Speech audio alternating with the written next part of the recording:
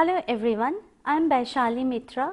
Today I am going to tell you the intricacies of report writing. Let us together understand and learn about how to write a report. A report is a formal draft. A report writing skill is a formal communication skill. You might have to write a report many a times in your life. Sometimes in your school, later in college, and also afterwards in your work life, you might face several situations when you might have to draft a formal report. Even before we get into the details, let us concentrate on what is a report. A report gives us formal information about an event, a situation, or a problem. To get into the definition, we must say that a report is a formal, orderly, objective, factual communication written for a definite purpose. Now let us take one word at a time. We in the definition have mentioned that a report is a formal, orderly communication. When we mention that a report is a formal communication, we already know that the situation is formal. There is either an event or a situation that you have faced, and when someone, an authority, have asked you to draft a report. When we say a report is an orderly communication, we are talking about its structure. We are talking about a definite specific structure where we have to maintain certain parts systematically. We also say that a report is a factual communication. So obviously a report is full of facts. We are giving information about an event. We are giving information about a situation through our report. So we jot down the data, the statistics, the details of that particular event, which makes it factual. And we also ended the definition by saying that a report always would have a definite purpose. There is always a reason, a formal reason for which you are required to draft a report. The report, definition wise, the report also says that it is an objective communication. Now what do we understand by the term objective? It is an approach of writing where we write an event as it happens in the reality. The report writer's own opinion or feelings are totally absent there. So whenever we draft a report, be it for a school event or for a magazine or after an excursion or maybe much later in our office life, whenever we are drafting a report, the style of report writing is always objective way of writing where we depict the details of an event just as they have happened in the reality without any feelings or opinion of the report writer.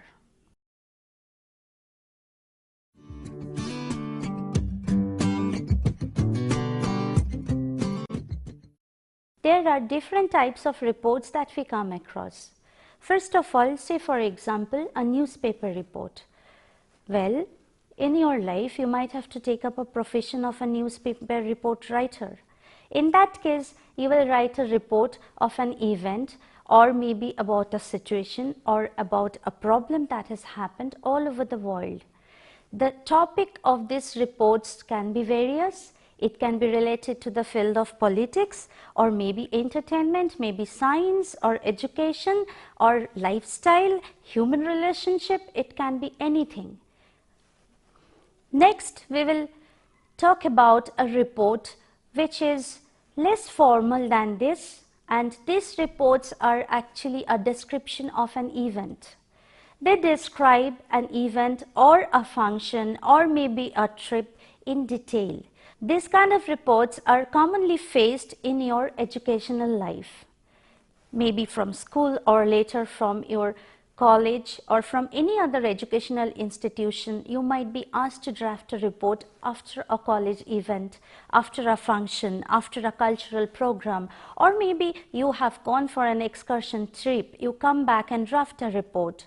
Another kind of report that you face is writing the reports of experiments or different processes. These are again formal drafting, and there are several definite parts and stages that you have to follow when you write these reports. Later, when you join your profession, part of your professional life, you will face several number of situations where you are drafting a report. These reports are either a survey report or an investigative report, where you survey a situation or you investigate a problem and jot down your findings and your recommendations for your authority. You always have an authority who asks you to these draft. You always have a superior authority to ask you to draft these reports, and based on your reports, they take decisions. And so these official reports or business reports or technical reports always help in decision making.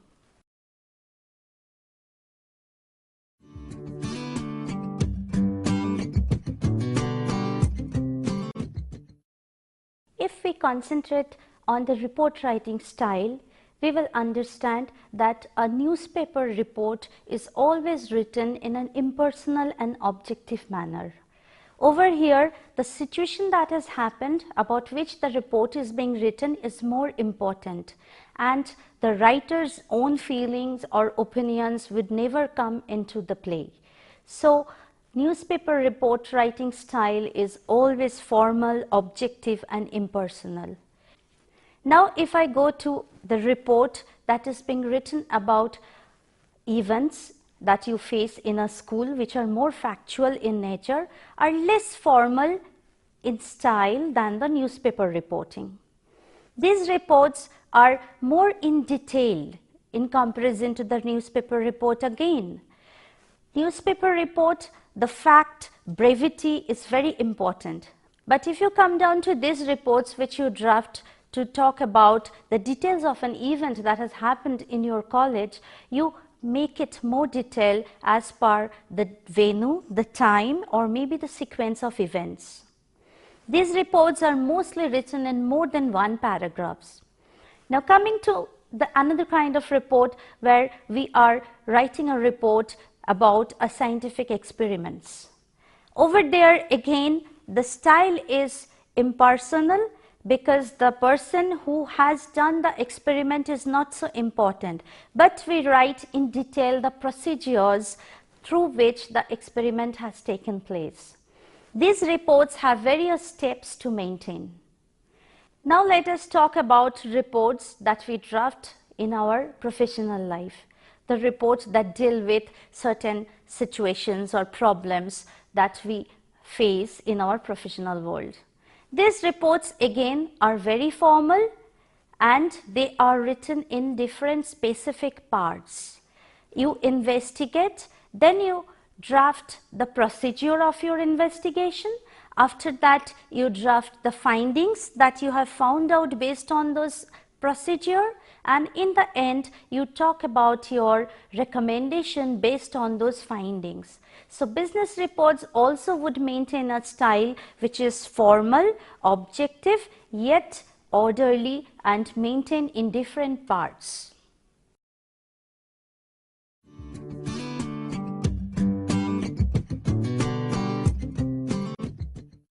When we draft a report, the language of report writing is very important. We have to be very sure about the language we use when we are drafting our report. A report writing language is always has to be very clear, concise, compact and conversational. You don't have to really be a Shakespeare to write English over here, but day-to-day conversational common language common English language is used in report writing. At the same time, you have to be very clear about the fact that correctness is also necessary. Coming to the jargons or the technical terms, it depends. If your report is going to be circulated inside the organization, say for example, you draft a report on behalf of your office for internal circulation, you can use jargons and technical terms related to the field of your business, because all the office people are going to understand that. On the contrary, if you are drafting a newspaper report, you cannot write a jargon or a technical language. Doesn't matter about which field you are writing that report, because a newspaper is for common mass. Anyone and everyone is going to read that report. So you will have to avoid that technical language over here. This is what we call is adaptation. A person who is drafting the report will have to be aware of the fact that who are going to be the readers and what is the situation or the purpose for which he or she is drafting the report, and accordingly he has to suit his language. This adaptation style will always make you a winner as a report writer. Now let us discuss about the language of newspaper report. We already have established when we discussed the style of report writing that it is an impersonal and objective style that you would have to maintain. When you are drafting the verb in the headings of that news, you either can use simple present tense or you can use a past participle or maybe an infinitive to draft that heading. Say for example, if I say the President of India leaves for SAARC meeting. Leaves over here is the simple present tense that I am using in the heading. I can also draft the heading of a news by saying that all the forts in Delhi given a facelift. Given a facelift, given is the past participle that I am using in that heading. I can also draft the heading of a news by saying that the book by Sri Y.K. Reddy to be released. To be released, the infinitive that I am using. So you can understand in either way a heading of a news can be drafted. When you are drafting a news, if the person is very important, you use active voice. On the contrary, if the person is not so important, yet the action that has happened is important and you would like to highlight that, you would draft the whole report in passive voice. Shall I give you an example to explain this? When you say the Prime Minister meets the UNO delegates, it is active voice and the Prime Minister over here is important. So you are using active voice. You can also draft the meeting was arranged in the Parliament Annex. See over here you have used passive voice, because the person who has conducted the meeting is not so important, but the fact that a meeting was arranged is important. So you understand there is no one fixed rule. Again, as I said, adaptation. As per the situation, you have to be intelligent enough to draft your report. Newspaper reports also often use the statements or opinions of famous established people. For this, you can use either the direct speech or the reported speech as and when required. Now, if I go back to the report writing for experiments and processes, the language would always have to be in passive voice. Because over here, as we already have discussed, the person is not so important, but the action is, that is the process that is taking place or the experiment that is going on is very important. So you draft the whole report in a passive voice.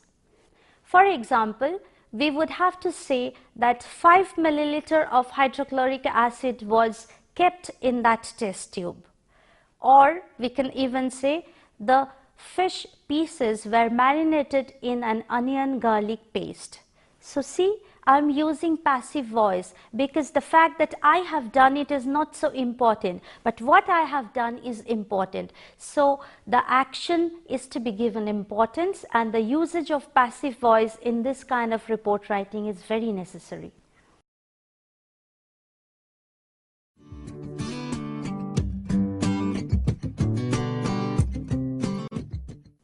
other than the newspaper reports, all other reports follow a fixed format. Say for example, a business report. The first stage involves meetings, data collection, investigations, different kinds of surveys, etc. In the second stage, the writer has to arrange all that he has gathered, all the information that he has gathered in a fixed format. In the second stage, the report writer gathered all this information that he has collected in a fixed format. First, he writes a title page. In the title page, he writes the subject of the report, that is, why has he drafted the report, in one phrase, which becomes the title of the report. And he adds up the report, by whom it is being written, also the name of the person who has authorized him to write the report. All this information goes in the title page. In the second stage, he also writes a letter of transmittal. Pay attention, it is called a letter of transmittal. It is a small cover letter which is added with the main report. Through this letter, the report writer conveys the information or sends the report from him to the receiver, who is the authority or who is supposed to receive the report. Next, there is the content page. In the content page, it is the list of all the parts and subparts of his report along with page numbers. And then comes the executive summary. The executive summary is nothing other than the summary of the whole report. But one has to remember that the executive summary should stand on its own. That is, all the important key points of the whole report should exist in the executive summary as well. And then comes the actual report, which is again divided into introduction, main body and conclusion. In the introduction, the report writer introduces the topic, talks about the scope limitation of his investigation, also writes a little bit about the procedure of his report writing. In the main body are all his findings. Whatever he has found out, along with proof and analysis, he is going to draft in that part. The main body of the report can be one paragraph, can be even more than that. In the end, the conclusion, and the conclusion is actually the report writer's recommendations based on which the authority can take decisions. An appendix is a list of all the information that the report writer wants to provide extra. In case he has used some newspaper article as a proof, he can add that in that appendix. And in the end of the report comes the bibliography. Bibliography again is the list of references. All the references of the books, the magazine, the journals or even websites that he has referred while drafting the report.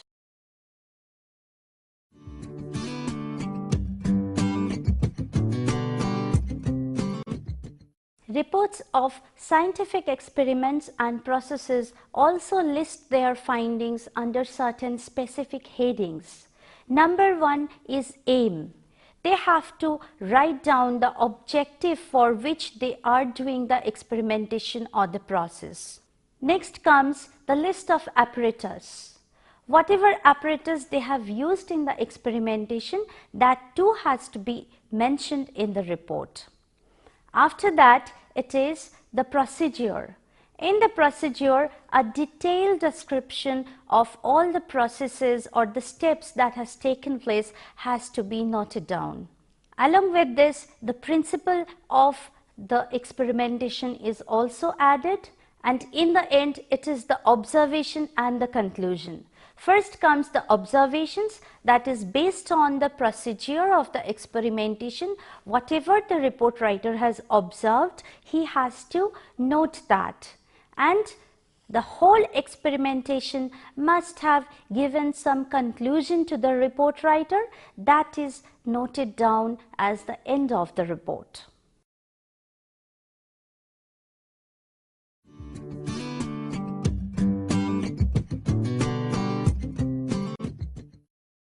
So, we already know that when we want to draft a report, we cannot really take it easy because it's a formal communication, and we have already learned that we have to take care of the style, the language, as well as the correctness of grammar, sentence formation, and certain specific parts or headings while drafting a report. This tells you that report is a formal communication skill. Let me tell you, it is like the difference between running and competing in a race. Do you understand the difference? Running is an ability we all have, don't we? If we have certain body parts, we know how to run. But is it just the same as taking part in a race? The moment we want to take part in a race, which is a competition, we have to be more practiced. The skill of running that we naturally have, we have to refine that, and along with that refinement, we also have to find out the factors which might slow us down. And once we find out those factors, we have to eliminate that. Only then our running becomes a practiced skill. Isn't it so? The same thing happens when we talk about report writing as a communication skill. Communication skill is something very natural to all of us. We communicate since the time we have come to this world. But when we are drafting a report, we time and again have said that it is a formal communication. So we have to practice, learn the appropriate language that is to be used over here, and we have to eliminate the factors which might make us a failure.